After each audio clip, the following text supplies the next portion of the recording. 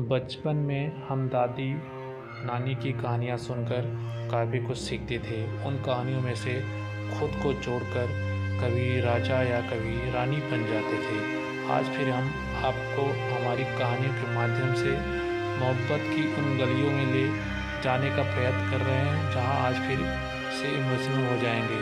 धन्यवाद। कविता अपने माता पिता की बहुत लाडली थी। 3 बड़े भाइयों की बहन थी।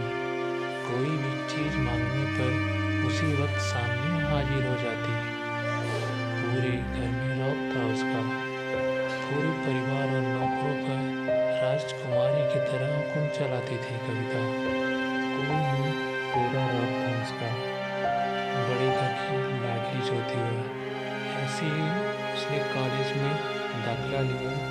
उसकी ठाट बाट बड़ी गाड़ी में आना जाना, हर दिन नया फैशन देखकर हर कोई उससे दोस्ती करना चाहता था।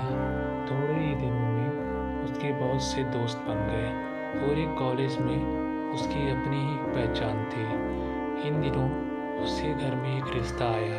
खानदानी लोग थे और पापा की पुरानी जान पहचान थी उनके साथ। कविता के साथ कोई ज़बरदस्ती नहीं थी, पर कविता ने फिर भी हाँ कर दी क्योंकि वह अपने परिवार से बहुत प्यार करती थी। वह जानती थी कि वह लोग उसका अच्छा ही सोचेंगे। लड़के का नाम राज था। राज काफ़ी पढ़ा लिखा और समझदार लड़का था। ससुराल वाले भी बहुत अच्छे थे। ससुराल में कविता की जगह वैसे ही थी जैसे मायके में। कोई भी कार्य कविता की सलाह के बिना नहीं होता था। सबकी लाडली बहू बन गई थी वह। फिर उसके घर एक बेटे का जन्म हुआ। फूले नहीं समाते थे। कविता कभी कभी सोचती थी कि उसकी किस्मत कितनी अच्छी है। उसका हर अपना उसे कितना प्यार करता है। चाहे जीवन में कैसा भी समय आए, मेरे अपने हमेशा मेरे साथ हैं। मैं कभी अकेली नहीं हो सकती। कितनी खुशकिस्मत हूँ मैं। पर शायद कविता की खुशियों को उसकी ही अपनी नज़र लग गई थी। एक दिन वह मायके जाने की जिद कर बैठी। राज को बहुत काम था, लेकिन वह फिर भी उसको ले गया। रास्ते में उनकी गाड़ी अन्य गाड़ी से टकरा गई। कविता, राज और राहुल बहुत बुरी तरह से जख्मी हो गए। काफ़ी दिनों के इलाज के बाद राज और राहुल तो ठीक हो गए, लेकिन कविता पूरी तरह ठीक ना हो सकी। सर पर चोट लगने के कारण वह अपनी आँखों की रोशनी खो बैठी। अब कविता की किस्मत जैसे उल्टे पांव चलने लगी। मायके वाले कुछ दिनों तक उससे मिलने आते रहे। फिर कभी कभार फ़ोन ही कर के पूछ लेते कि अब कैसी हो। धीरे धीरे ये सिलसिला भी कम हो गया। ससुराल वालों की सहानुभूति भी कम होने लगी। घर में किसी को पास बैठने के लिए कहती तो जवाब मिलता, बहुत काम है, अब तुम भी हाथ नहीं बटा सकती। राज भी चिड़चिड़ा हो गया था। बस राहुल ही था उसके साथ, जिसके साथ हंसते खेलते उसका वक्त गुजरता। एक दिन कविता के हाथ से कुछ सामान गिर गया, जिसकी वजह से राहुल को हल्की सी चोट लग गई। कविता के सास ससुर ने राहुल को उससे अलग कर दिया कि कहीं उसके ना देखने की वजह से बच्चे का कोई नुकसान ना हो जाए। कविता अंदर से टूट चुकी थी। एक दिन उसने सबके सामने मायके जाने की इच्छा रखी तो राज उसे तुरंत मायके छोड़ आया, जैसे कि वह यही चाहता था।